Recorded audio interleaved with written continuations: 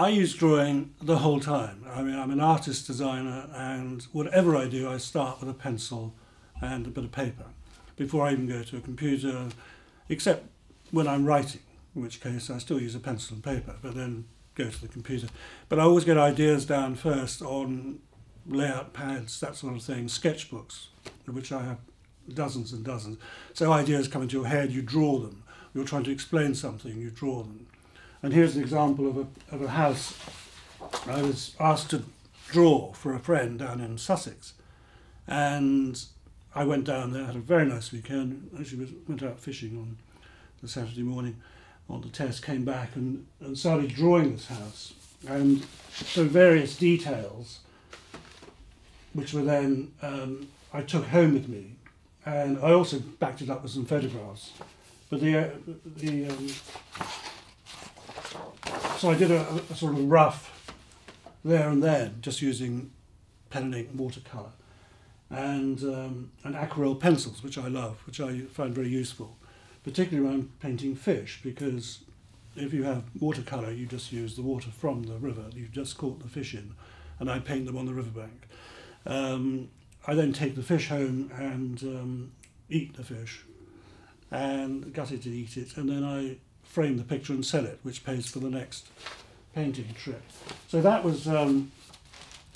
This was a card he had made of the final picture, which was actually enormous. It was AO watercolour, which he loved. Now he hangs this in his London house. So these are various drawings. It's quite architectural in a way, but I try to keep it as loose as possible. This was a drawing for a client down in the Luberon, designing a garden. It was an enormous garden. It was much bigger than this, but this was just to show him a bird's eye view of his own house, how it might look. And it's much easier to do that than, well, and cheaper to hire a helicopter and take a photograph. So you just imagine how it would look. You work it out from the plans and from what you can see. And you then explain to the guy that this is the wall we want to build, this is another little enclave for a bull drome, and various little buildings added on, and put in a swimming pool and all that sort of thing. So he's able to see that, which is much better than for some clients than actually having plans. So in garden design, I do use this quite a lot, because I find that also clients quite like drawings of nice soft drawings rather than hard-edge computer-generated imagery, which you can buy a program for, landscape gardening, press a button, wallop, that's grass, and it's also very hard-edged. There's no real feel to it, and I just think, for certain clients anyway, I've used drawing to explain all sorts of different aspects of what I want to do. So you start off with a visual, if I can find a visual, and then from there we then go to so here's the first visual of this. Shall I take that one? Of this first, this is a lovely garden. There was nothing in it at all. It was a big garden in Highgate. At the end of this is a wonderful William and Mary house, sort of 1698, 97, 98, adapted by the Georgians who, modernised it.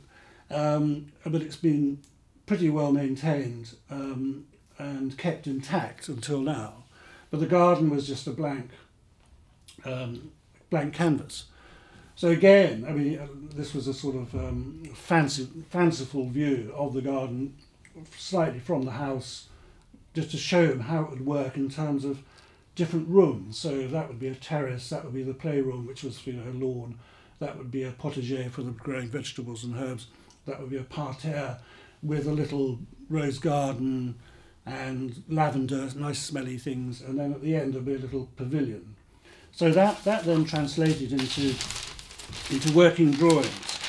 And, well, no, again, these are sketched, so these are nothing to do with computer. Again, it's just doing a survey, measuring things off, and working it out, where things go, and make sure all the routing is right, people can actually get through. And then you have to give these to a gardener actual somebody to build the thing, and you've got to give it to people like brickies who come in and they will work to my design on the terrace, say. That's just one example. But then when you come to the actual potted road, again the client wants to see what it'll look like. So the best way is this aerial view again, this bird's eye view. And he's able to see instantly, oh, I see. So this here is a yew hedge with a little niche with a statue he already had. And we put that in the statue. And there's a teeny little gap through there, so it's a tease. So you don't see the whole garden at once. So you just see this quite old-fashioned looking greenhouse, wooden frame greenhouse. These raised vegetable beds, and then another screen of clematis, and then these little walkways, nice smelly things, and then another. In fact, this is the other thing doing drawings. You can rub things out. And the guy says, I don't like that. I need that raised up. Okay, so the next drawing would be raised up, and then what does this look like? Well, the first drawing it was like that. It was actually lead roof, but then ultimately it became decided to go for old reclaimed tiles, hip tiles and things like that, with green oak. And already, I mean, this is coming up to 2.5 years, and it's already a mature garden, and this looks as though it's been there since 1750. And that was the sort of first drawing, how it might look with a sort of hipped roof, which is wrong, too fussy, again too fussy. But this is how you get the ideas across. And there are various other aspects we have to go to actually show. Before we get there, I'll just show that one.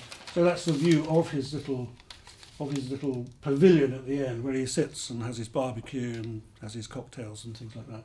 And that gives him a view, because there's nothing there at the moment. At the time there was nothing there. So he can picture it. And he was a very amenable client, but didn't understand architectural drawings and wanted just something visual. And this worked incredibly well. So he was pleased. I was pleased because I was able to then tell the builders where we wanted all this York stone. In fact, that did change. We had some steps up there, and it was raised up another 400 mil. But all this is virtually as it was, as it is now. So the visual, if you take a picture, well, I've got a picture somewhere I can show you, but the picture of that is exactly the same as that.